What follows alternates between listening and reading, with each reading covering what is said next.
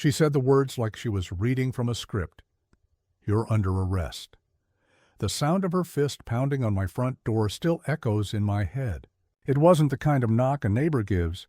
It was the kind that makes your blood run cold. The kind that tells you something's very, very wrong. When I opened that door, I didn't find police officers. I found two men in mismatched uniforms, flashing toy badges, with Karen, the head of our HOA, standing behind them, arms crossed and smiling like a villain who already knew the ending. For a second, I thought it was a prank. Then I saw the way one of the men's hands hovered near his hip, where a holster should have been. That's when I realized this wasn't just petty neighborhood drama anymore. It was a setup. They said I was trespassing on HOA property, my property, and they were there to escort me off. The words were ridiculous, but their tone wasn't. I could feel the heat of something darker underneath all that fake authority. The HOA had always been controlling, but this was something else entirely. This was personal. And then, just as the situation spiraled into madness, my wife walked into the room, calm, quiet, coffee mug in hand, and changed everything. In one motion, she pulled out a badge that turned their confidence into pure fear. Real authority met fake power, and in that moment, the whole balance of this neighborhood shifted. But what Karen didn't know that morning, what none of them knew, was that her little stunt had just opened a door she could never close again. Because the HOA's power wasn't built on rules or respect. It was built on lies, and now those lies were about to collapse, one by one. What happens when the people who think they run the neighborhood discover they've been playing on federal land all along? Keep watching, because by the time this story ends, you'll see exactly how far someone will go to protect what's theirs, and how fast fake power crumbles when the truth shows its badge. It's funny how some neighborhoods look perfect from the outside, the kind of place you'd see on a brochure with drone footage and soft music, white fences, manicured lawns, and neighbors who wave just long enough to seem polite, but not long enough to mean it. Oak Haven Meadows was that kind of place. Everything gleamed. Every blade of grass looked measured. The houses were so uniform that it felt less like a community and more like a stage set, a place built for the illusion of peace. I moved there with my wife about a year ago, after inheriting my grandfather's ranch, a piece of property that sat awkwardly right at the edge of the HOA boundary. It wasn't part of their development, technically. The ranch had been standing long before the HOA even existed, but that didn't stop them from trying to claim it as their own. To them, it was an eyesore, an old weathered patch of history sitting next to their perfect little plastic paradise. The house itself wasn't much by modern standards. Hand-carved beams, squeaky floorboards, paint that had faded into a soft ghost of white. But to us, it was home. My wife loved the quiet mornings there, the way the sun hit the front porch, the sound of horses stirring in the distance. I loved the peace, the kind that comes from knowing every nail, every plank had been placed by someone in your bloodline. My grandfather used to say, "This land remembers who it belongs to." I didn't know how true that was until everything that followed. At first, things were polite, almost too polite. Neighbors would come by with their tight smiles and sugar-coated warnings. "You'll want to check with the board about that fence," they'd say, or, "Oh, you might want to repaint that barn. The HOA has very particular rules." The way they said rules carried the same tone people use when they say God. Unquestionable, sacred, final. The HOA president, Karen, was the kind of woman who treated every cul-de-sac like a throne, always in her pressed blazers, clipboard in hand, with that practiced smile that didn't quite reach her eyes. She called herself a steward of community order. Most people called her the neighborhood warden behind her back. Her mission in life seemed to be making sure everything and everyone fit her idea of perfection. She had her little council of loyalists, 3 others who followed her everywhere, like shadows with clipboards. There was Brenda, who wore perfume so strong it could choke a cactus, and acted like gossip was her civic duty. Then came Mark, the treasurer, a former accountant who carried his calculator like it was a badge of honor. He always had that look, like he was mentally charging you a fine for existing.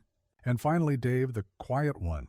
He was the enforcer type, the one who didn't say much during meetings, but always seemed to be the one delivering notices and warnings on people's doors. At 6 a.m., the HOA meetings were theatrical. Rows of folding chairs in a community center that smelled faintly of air freshener and control. Karen would stand at the front talking about community harmony while flipping through violation reports like she was announcing crimes. People nodded, murmured agreement, afraid of being the next target. There was a power in that fear, and Karen knew exactly how to use it. For a while I stayed off their radar. We lived quietly, kept to ourselves, but the ranch stood out. My grandfather's old barn was visible from the main road, and while it wasn't falling apart, it had that rustic charm that didn't match the HOA's obsession with uniformity. I could feel the stares when I drove through the neighborhood, the unspoken judgment, the way conversations would stop when my truck passed by. The first letter came 2 weeks after we moved in. It wasn't even addressed properly. Just Resident 512 Border Lane. A friendly reminder, it said, that all properties within the visual perimeter of Oak Haven Meadows were expected to maintain aesthetic standards. The phrasing made me laugh. Visual perimeter? They were trying to find me for being visible. I shrugged it off. My wife, Elena, told me not to take it personally. People like her need to feel in control, she said, sipping her coffee on the porch. Eventually she'll get bored and move on to someone else. I wanted to believe her, but Karen wasn't the type to move on. She was the type to double down. Over the next month, the letters kept coming, each one more aggressive than the last. One accused us of improper waste management, apparently because we didn't use the HOA's approved trash service. Another claimed our barn light was too bright and disruptive to community serenity. I started a folder just to keep track of them. By the 5th notice, the letters had gone from reminders to warnings. Then came the first visit.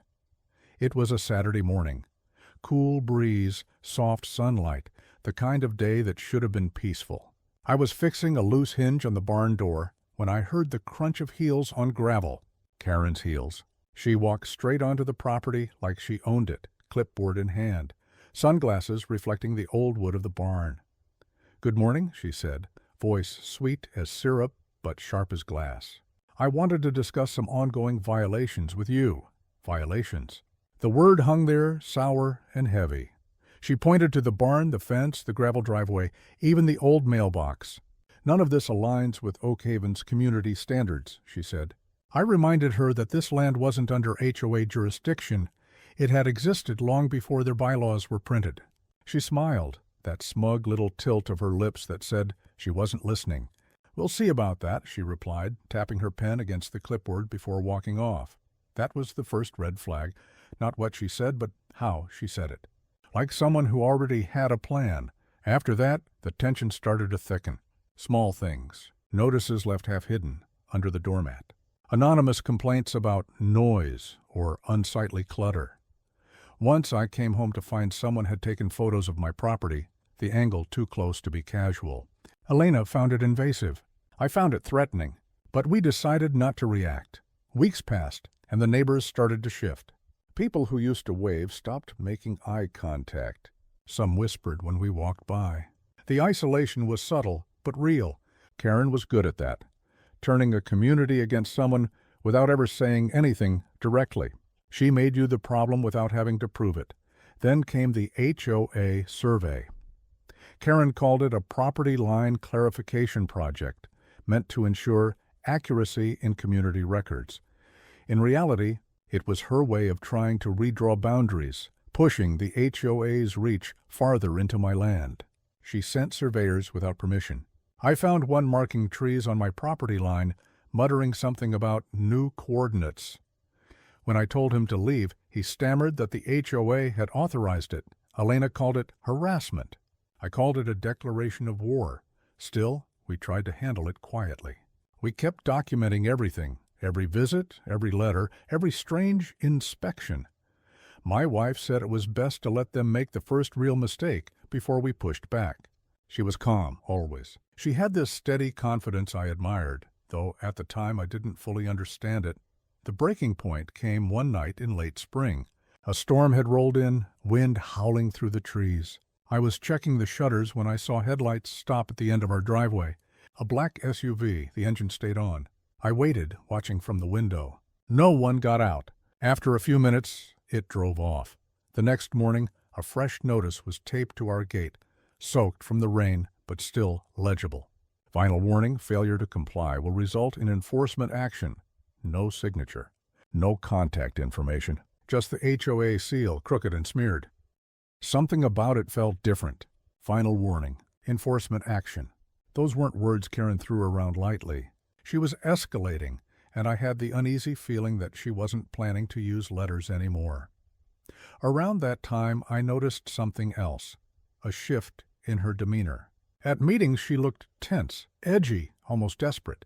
She'd started clashing with her own board members, whispering heatedly before calling meetings to order. It wasn't about community anymore. It was personal, and I was at the center of it. There were moments when I almost felt sorry for her, like she needed this power struggle to give her life meaning. But sympathy has a limit, especially when someone starts trying to dismantle everything you love. Elena sensed it too. She told me one morning she's building towards something. She's testing how far she can go before someone stops her. My wife had this way of seeing through people, like she could read the pattern before the picture formed. By then, I had stopped attending HOA meetings. I didn't see the point. Every agenda had a veiled jab about non-compliant residents or unauthorized structures. Everyone knew who they were talking about. Once Mark Mundy, the treasurer, tried to talk to me privately, said he didn't agree with everything Karen was doing, but that it's better not to make waves. His words told me everything. Fear ruled that place more than fairness. Still, I tried to ignore it, to live my life. The ranch became my refuge. The creak of the porch, the smell of rain on old wood, the quiet hum of crickets at night. Those small, ordinary sounds reminded me that this land was still mine. No matter what papers Karen waved around, but peace never lasts long when control is threatened. It started with a rumor that the HOA was planning a safety inspection of all properties near the perimeter. Then another, that Karen had been seen speaking to private security officers in town. Soon after, I noticed new vehicles parked near the entrance to the neighborhood. Same black SUVs, windows tinted too dark to see inside. One afternoon I saw Karen standing with a man I didn't recognize. Short hair, cheap sunglasses, posture too rigid for a civilian. They were pointing at my property, nodding like they were plotting something. When I approached, they both smiled like it was nothing. "Just checking boundaries," she said. But the way her eyes lingered told me otherwise. Something big was coming. I could feel it. The red flags had stopped being subtle. Karen had gone from passive-aggressive to openly hostile. Her letters weren't even pretending to follow procedure anymore. No dates, no official headers, just demands and threats. The neighbors were restless, divided. Half of them afraid, half of them entertained. The perfect HOA illusion was cracking, and under all of it, I could sense something boiling, a desperation, a need to prove her authority one last time. When she knocked on my door that morning, shouting about arrest and trespassing, I wasn't surprised. I'd seen it coming. What I didn't see was how far she was willing to go, or how fast it would all unravel once my wife stepped into the light. Because this wasn't just a neighborhood dispute anymore. This was the moment when the illusion of power met the reality of justice. And the fallout, well, that would shake every white fence in Oak Haven Meadows. It started small, too small to see coming. A few more letters, a few more warnings. Nothing that seemed catastrophic at first, but each one carried a weight I couldn't quite shake. The tone had changed. No more friendly reminders or community notices. Now, they were official violations, final notices, pending enforcement actions, words that sounded bureaucratic and dull until you realized they were designed to scare you into submission. The first fine was for excessive vegetation. They said the grass on the edge of my driveway was half an inch taller than the HOA standard of 3 inches. Half an inch. The fine? $150. I almost laughed when I read it. But that laughter didn't last long. Because when I didn't pay it on principle, they tacked on late fees. Then another fine for failure to maintain curb aesthetics. It became a pattern. Every week, a new letter, a new accusation, a new number added to a total that seemed to grow even when I ignored it. By the end of the second month, the fines had totaled over $1,200 for grass. I called their office, if you could call a folding table in the community center an office, and tried to reason with them. But reasoning with Karen was like arguing with a wall that had memorized the rule book. She smiled through the phone, her voice clipped and polished. "It's nothing personal," she said, "just enforcement of standards. Everyone's expected to comply equally, everyone except her." Her house looked like a magazine cover. Not a single leaf dared touch her driveway. I once saw her scolding a teenager for walking too close to her hydrangeas. The thing about power is it feeds on compliance. The moment you push back, the mask slips. I tried to fight it the right way. Filed appeals, attended the hearings, but the hearings were just Karen sitting behind a plastic table, flanked by her two loyal shadows, Brenda and Mark, pretending to deliberate. They'd review my complaint for exactly 30 seconds before dismissing it. Always unsubstantiated, always in violation. Then came the trash bins. Apparently, I had committed another offense, placing my bins at the curb too early. The rule book stated no bins before 7 p.m., the night before pickup. Mine were out at 6:48. Brenda, the self-appointed neighborhood spy, had snapped a photo, timestamp and all, and sent it to the HOA email. They fined me again. I started noticing her car parked across from my property more often, camera aimed just so. She'd wave sometimes, pretending to be friendly, pretending not to be watching. I tried to ignore it, but the feeling of being watched seeps into your bones after a while. Every time I opened the blinds, I half expected a camera flash. Elena told me not to lose my temper. "That's what they want," she said. "They want to make you the problem." She was right. But patience only stretches so far. The next letter accused me of storing non-approved vehicles on visible premises. They were referring to my grandfather's old pickup, a 1972 Ford that I'd been restoring in the barn. It hadn't run in years, but it meant something to me. My grandfather taught me how to change oil in that truck when I was 12. I wasn't going to hide it like it was something shameful. But to the HOA, it wasn't heritage, it was clutter. They gave me 7 days to remove the unauthorized vehicle or face escalating penalties. That's when I started realizing what this really was. It wasn't about grass or trash bins or old trucks. It was about control, about showing the entire neighborhood that no one was untouchable, not even the guy who didn't technically belong to their little kingdom. The next few weeks blurred together in a haze of tension. Karen escalated at every opportunity. Anonymous complaints flooded in. Someone claimed I was burning toxic materials on my property, though it was just a bonfire with old fence wood. Another said my fence height violated the visual continuity clause. Visual continuity? They fined me for a fence that had been there for 50 years. Neighbors, who used to smile, started crossing the street to avoid me. Brenda whispered things at block parties that spread like wildfire. Mark began sending revised statements showing my growing balance of fines, late fees, and administrative costs. They were manufacturing debt out of thin air and acting like it was gospel. Then the property lien notice came. It arrived in a thick envelope, stamped with the HOA's seal. They claimed that since I hadn't addressed outstanding violations, they were initiating legal proceedings to attach a lien on my property. It wasn't even legal. They had no jurisdiction. But that didn't stop them from threatening it. Because that's how HOA bullies work. They don't need the law on their side, just your fear. That night, I sat on the porch with Elena, the letter in my hand, the ink smudged from where I'd crushed it too tightly. The sun was setting behind the barn, painting the sky blood orange. "What do we do?" she asked quietly. I didn't have an answer, but she did. She started digging. Elena wasn't just calm, she was strategic. She had this quiet determination, the kind that made her dangerous in ways people like Karen never saw coming. She began reading the HOA's bylaws, page by page, line by line. Within days, she found contradictions, rules that contradicted each other, vague clauses that didn't hold up legally. She printed everything, highlighted, cross-referenced, and found something critical. The HOA had illegally expanded its boundaries years ago without proper county approval. Our property wasn't under their control. It should have been a victory. But Karen wasn't about to let a technicality ruin her empire. The next morning, I found survey markers pushed 5 feet into my yard, bright orange flags, marking what she apparently now considered community property. Yes, it was her way of saying she didn't care about paperwork. That's when things started getting uglier. One night, around midnight, the security lights outside the barn flickered. I thought it was the storm until I saw movement, 2 figures near the fence line. I grabbed a flashlight and stepped out, shouting. They bolted, jumping into a dark SUV before speeding off.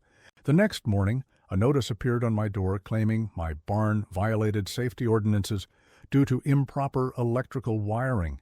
She was manufacturing violations out of thin air. Then came the landscaping war. Karen claimed my property's visual harmony disrupted the aesthetic of the community. She pointed to my wildflower patch, a section Elena loved, full of bees, butterflies, and color, and called it overgrown. She said it lowered property values. When I refused to remove it, the HOA hired a landscaping crew to restore community compliance. They trespassed onto my property while I was at work and tore out half the garden before Elena caught them. She screamed at them until they left, clutching her phone, recording every second. I wanted to storm into Karen's office and end it right there, but Elena stopped me. "We'll get her," she said, her voice steady, her eyes burning. But not her way. The emotional toll was starting to show. We stopped sleeping properly. Every sound outside felt like another threat. The mailbox became something we dreaded opening. Even our friends stopped visiting, afraid of being seen associating with us. That's the thing about small-town politics. Reputation is everything. And Karen was painting us as unstable troublemakers, the ones who refused to cooperate. But underneath her polished smile, cracks were forming. Mark had begun avoiding eye contact at meetings. Brenda looked nervous, fidgety. Rumors spread that Karen was facing complaints of her own, people questioning where HOA funds were going. One day, Mark slipped a letter into my mailbox. No signature, just a typed note. Check the annual budget reports. You'll find what you need. Elena and I stayed up all night combing through the records we could get our hands on. And sure enough, there it was. Thousands of dollars in maintenance fees with no paper trail. Payments made to preferred contractors that didn't exist. Money funneled into vague beautification projects that never happened. It was fraud, but we needed proof, not suspicion. So Elena started documenting everything. Every conversation, every notice, every photo of unauthorized workers on our land. She even caught Karen on video screaming at a neighbor about violating harmony because his front door wasn't the approved shade of beige. We weren't just fighting fines anymore. We were building a case. Meanwhile, the HOA doubled down. They started sending code enforcement officers, real ones this time, claiming community complaints. It was obvious they were being manipulated, but it didn't stop them from showing up. One even apologized as he handed me another warning slip. I remember him saying, quietly, "She's doing this to half the neighborhood. You're just the only one fighting back." That's when I realized it wasn't just about me. She'd built an empire of fear, one violation at a time, and no one had ever stood up to her long enough to expose it. The more we resisted, the more desperate she became. She started showing up unannounced. Once she marched straight into our driveway with a stack of papers, claiming she had authorization for an emergency inspection. Elena filmed her, calm but firm. Karen's voice shook with anger when Elena said, "Leave my property or I'll call the police." For the first time, Karen hesitated. But she still managed to hiss as she left, "You'll regret this." A week later, our water pressure dropped to a trickle. The utility company said it was due to unauthorized maintenance on the shared line. The line Karen's husband just happened to oversee as part of the HOA's infrastructure committee. Coincidence, right? Then our mailbox was vandalized, twice. The second time, someone left a note inside that read, "You don't belong here." Elena wanted to move. I couldn't blame her. But something in me, something stubborn and primal, refused to give her the satisfaction. This land was my family's, it was ours, and I wasn't going to be bullied off it. Then one afternoon I caught Brenda outside our fence, snapping photos again. When she saw me, she panicked, dropped her phone, and ran. I picked it up, cracked screen, still recording.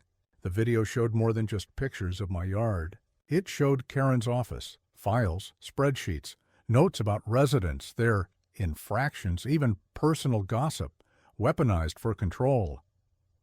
I handed the phone back to Brenda the next day. She looked terrified. "Please don't tell her I dropped it," she whispered. "You don't know what she's capable of," but I did, and so did half the neighborhood. They were just too scared to say it out loud. The final straw came when we received a notice of intent to foreclose. It was a bluff, one they couldn't legally enforce, but it was meant to scare us. It was Karen's biggest play yet. But she overplayed her hand. Elena had already contacted the county. She'd filed a complaint with the state attorney general's office, attaching every shred of evidence we'd collected. The illegal boundary expansions, the financial discrepancies, the harassment, all of it. We didn't tell anyone, not yet. We let the storm keep building. Meanwhile, Karen kept tightening her grip. She called an emergency HOA meeting announcing new community compliance measures. She raised annual fees, authorized security patrols, and threatened to terminate privileges for anyone, undermining neighborhood harmony. It was a dictatorship, wrapped in neighborhood politeness, but people were starting to wake up. A few brave souls, like the Petersons down the street, spoke up at that meeting. "You're abusing your position," Mr. Peterson said. "This isn't what an HOA is supposed to be." Karen smiled that empty smile and said, "Order, please." "Disruptive behavior will not be tolerated," the crowd murmured. For the first time, she didn't have full control. Elena leaned over and whispered, "She's unraveling." And she was. When the investigators finally came knocking, real investigators from the county fraud division, it was like someone had pulled the rug out from under her. They demanded records, questioned finances, and froze HOA accounts pending review. Karen's face that day, ashen, trembling, trying to maintain composure as neighbors whispered, was something I'll never forget, but it wasn't over. Not yet, because desperate people don't go down quietly. A few nights later, our security camera caught her on our property again, this time after midnight.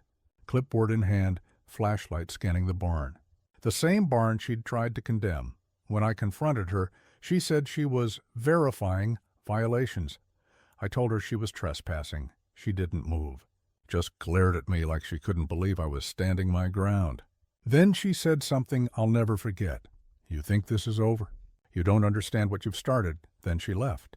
That was the moment I knew the storm hadn't peaked yet. The fight had only sharpened.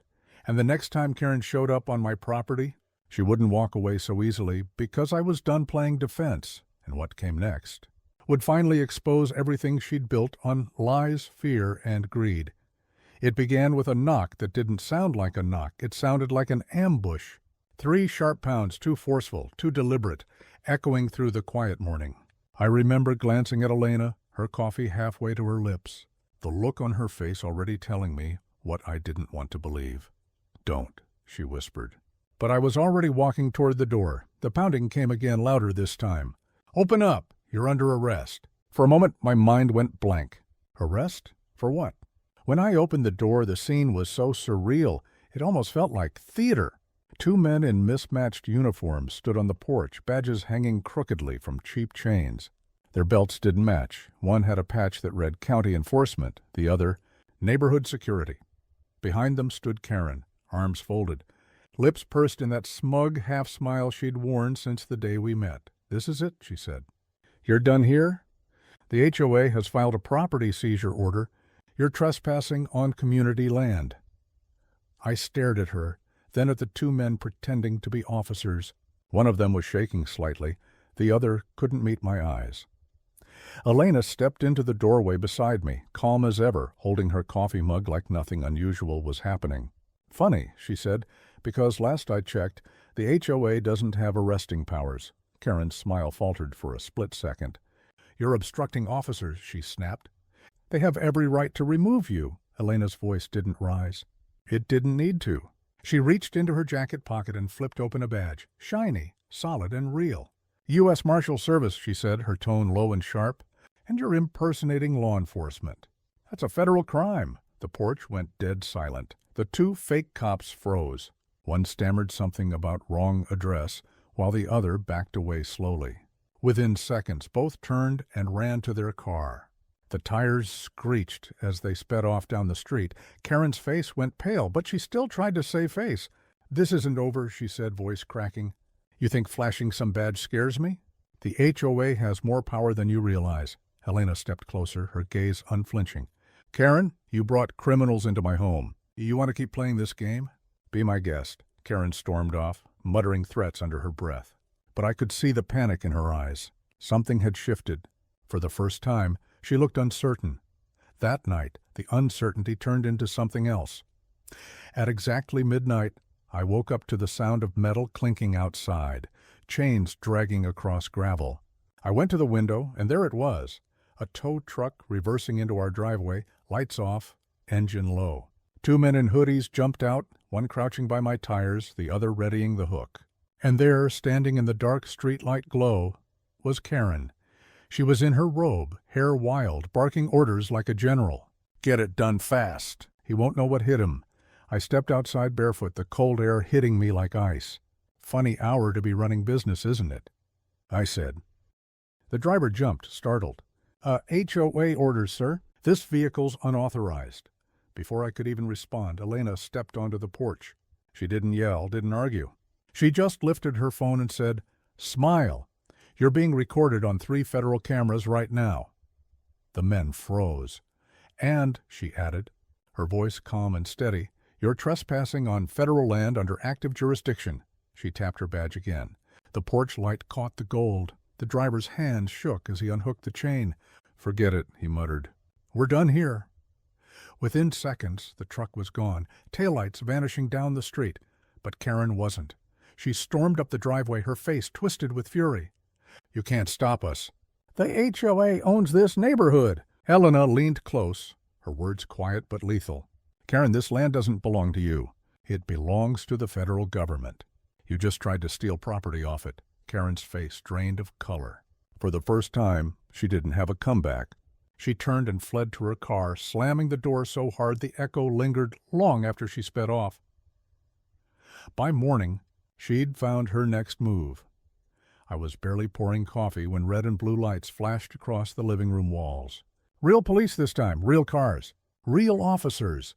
Karen stood outside, gesturing wildly, yelling, "There! Arrest them both!" They threatened me with a gun. I opened the door to 2 deputies. Their hands rested on their holsters, eyes cautious. "Sir, ma'am," one said, "we received a report of armed impersonation and threats." Karen folded her arms, her voice smug again. "Told you. They're dangerous." "They don't belong here." Elena didn't flinch. She took out her badge again, held it up to eye level, and said evenly, "Deputy, I'm U.S. Marshal Carter. This woman filed a false police report last night. She also hired imposters to pose as officers and trespassed on federal land." The taller deputy examined the badge. His expression changed immediately. His tone softened. "Yes, ma'am," he said quietly. Karen blinked. "What are you doing?" "She's lying." "Can't you see she's lying?" The second deputy shook his head. "Karen, you just made a federal accusation against a U.S. Marshal. You understand how serious that is?" Karen's bravado cracked. Neighbors started gathering on porches, whispering. Phones came out. "Cameras recorded. She's bluffing," Karen shouted. "That badge is fake." Then the deputy's radio crackled. "Confirmed. Marshal Carter, active duty." Karen went silent. Her face turned white as chalk, but she didn't stop. Desperation makes people dangerous. She started screaming again, waving a folded piece of paper. "See this? This is the official HOA eviction notice. They have to leave by law." The neighbors gasped as she slammed the paper against my chest. I unfolded it. It was nothing more than a printed sheet with the HOA logo clumsily copied at the top and her shaky signature scrawled at the bottom. Elena didn't even speak. She just handed it to the deputy.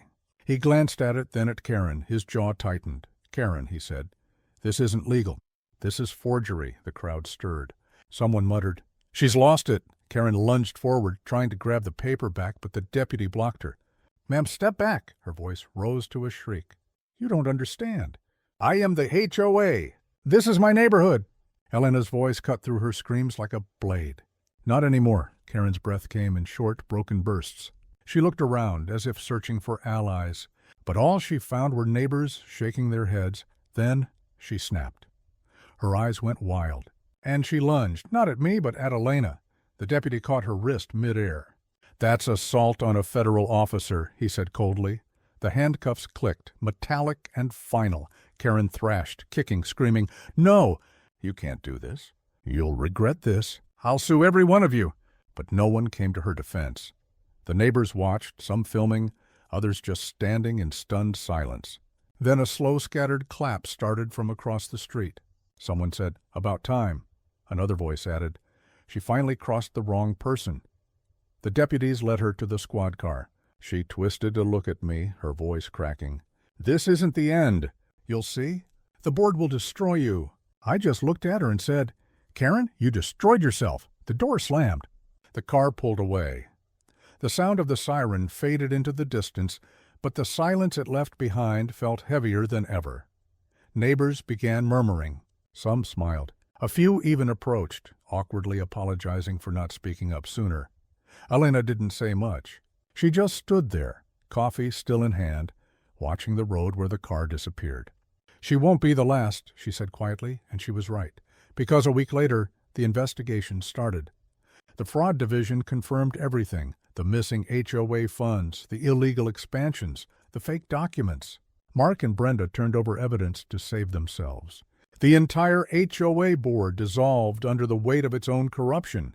Karen faced charges, impersonation, falsifying documents, and obstruction. The same system she had weaponized finally came for her. The neighborhood transformed overnight. Fences were rebuilt, rules rewritten. The fear that had ruled for years vanished. People started smiling again, planting flowers where the HOA once forbade them. Kids played in yards Karen used to call non-compliant. As for us, Elena and I sat on the porch one evening, watching the sun dip below the rooftops. The air was quiet, peaceful for the first time in months. She looked at me, a hint of a smile playing at her lips. Do you ever think she'll realize what she did? I shook my head. People like that never see it. They just keep fighting shadows until there's no one left to fight. The cicadas hummed in the distance. Somewhere down the street, someone laughed. Life somehow was normal again, but even now, sometimes when I walk past the HOA office, empty, the windows boarded, I can almost hear her voice echoing, that same brittle authority, promising consequences that never came. The community she tried to control outlived her reign, and yet, deep down I can't help but wonder, who was backing her? Because for all the noise, all the drama, all the chaos, there had always been something bigger beneath it, someone funding it, someone pulling the strings. And if Karen was just the puppet, what happens when the real players decide to step out of the shadows? That's the question that keeps me up at night, because if I've learned anything, it's this.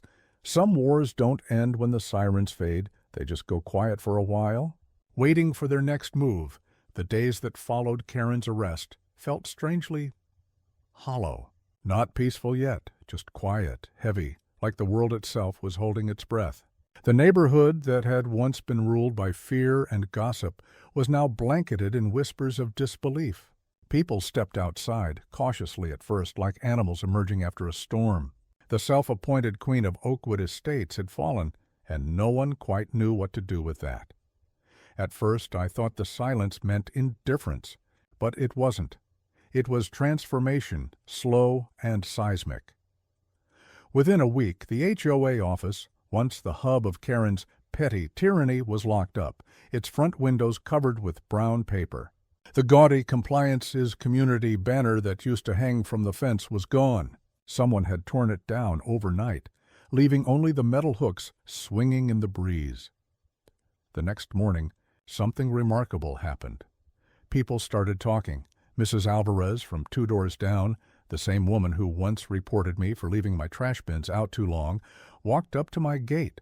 Holding a tray of muffins, she looked embarrassed, hesitant. I wanted to say sorry, she said.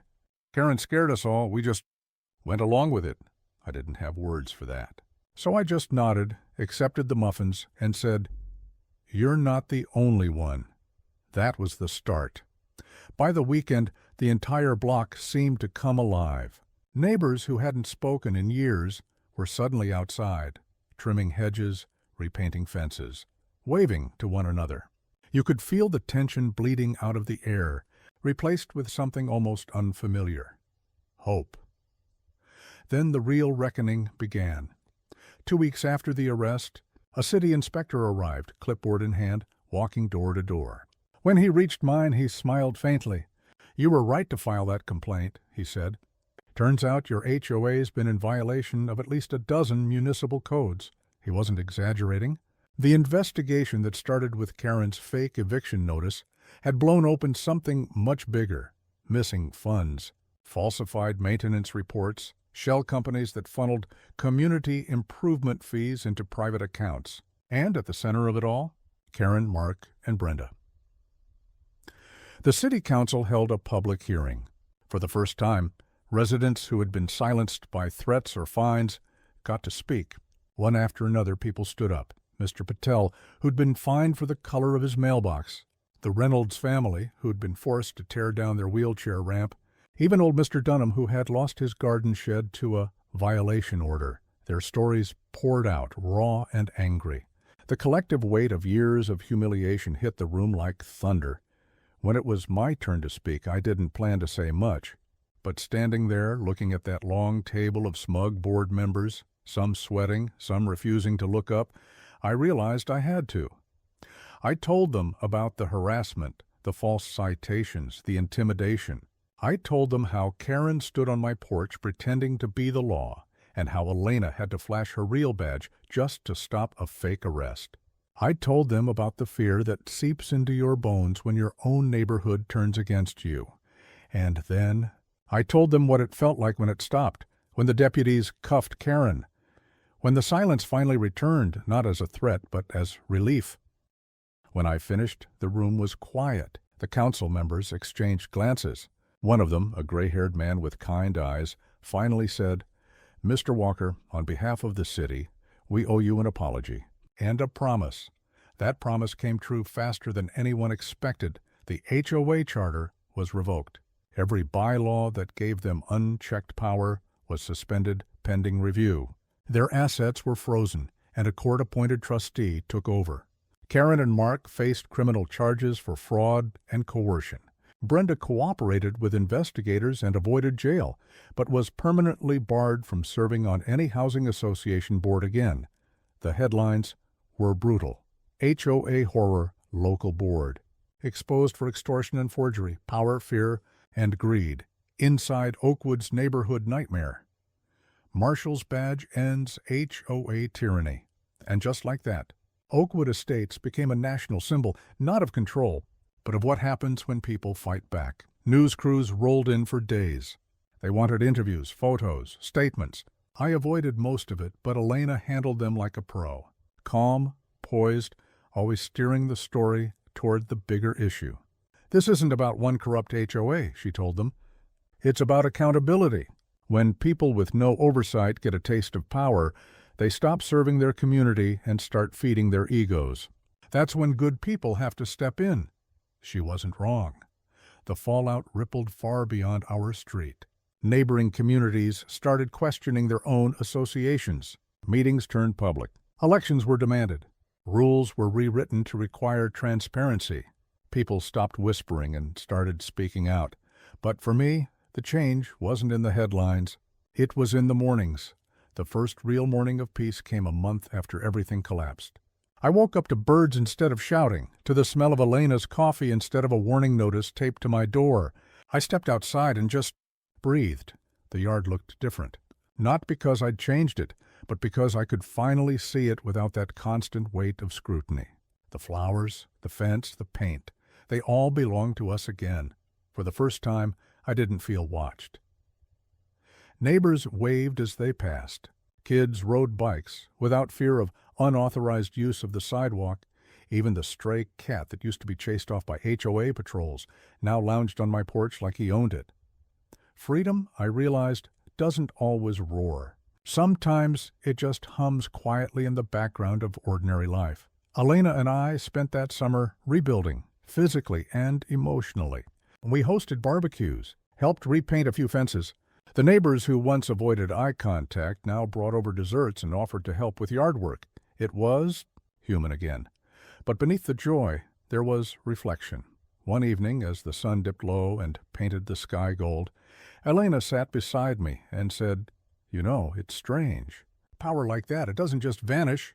It finds new hosts." I looked at her confused. She nodded toward the empty HOA office. "Someone else will come along. Maybe not today, maybe not this year. But they'll promise order, safety, uniformity, and people will listen, because it's easier than thinking for themselves." I didn't have an answer. She was right. A few months later, the city offered residents the choice to dissolve the HOA entirely or form a new, transparent one. The vote was nearly unanimous. Dissolve it. The property deeds were transferred back to the homeowners. Every fine ever paid under Karen's administration was refunded through seized assets. Even the most skeptical residents, like Mr. Dunham, shed tears the day those letters arrived. And on the night the HOA officially ceased to exist, the neighborhood held a celebration. Lanterns lined the sidewalks. Kids drew chalk murals in the street, big hearts, flowers, smiling faces. Someone played guitar. Someone else grilled hot dogs. The air smelled of smoke, sugar, and something sweeter. Freedom. When it got dark, someone projected an old video onto the side of a house. It was footage from the hearing, the moment Karen was led away in handcuffs. The crowd fell silent as the image flickered on the wall. Then someone started clapping.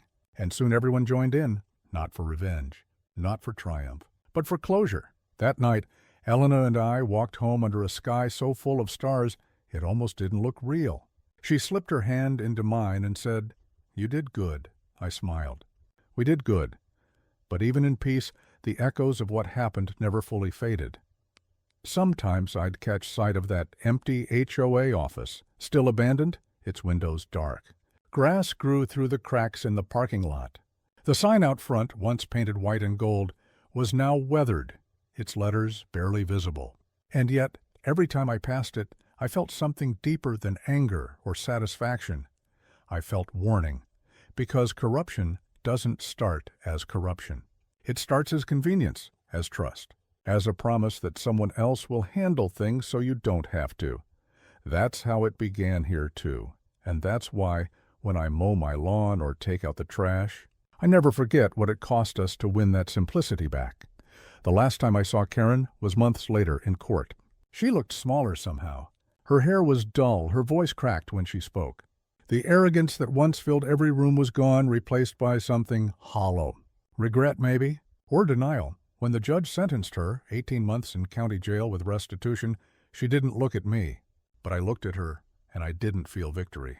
I felt pity, because in the end, she wasn't fighting for rules. She was fighting for control. And losing that control was a punishment all its own. After that day, the case faded from the news. Life moved on. Oakwood became just another quiet suburban street again. But every so often, newcomers stop by and ask about the HOA scandal. The neighbors laugh, shake their heads, and say, "You wouldn't believe it if we told you." And maybe they're right, because it's hard to explain what it's like to live under tyranny when that tyranny wears a friendly smile and carries a clipboard. Harder still to explain how fragile peace can feel once you've had to fight for it. Still, sometimes when I sit on the porch and listen to the wind move through the trees, I realize something. We didn't just get rid of an HOA. We reclaimed our humanity. We remembered how to live beside one another without fear, without suspicion, without power games. We remembered what community actually means. The story could have ended differently. It almost did, but maybe that's the real lesson. Justice doesn't arrive like lightning.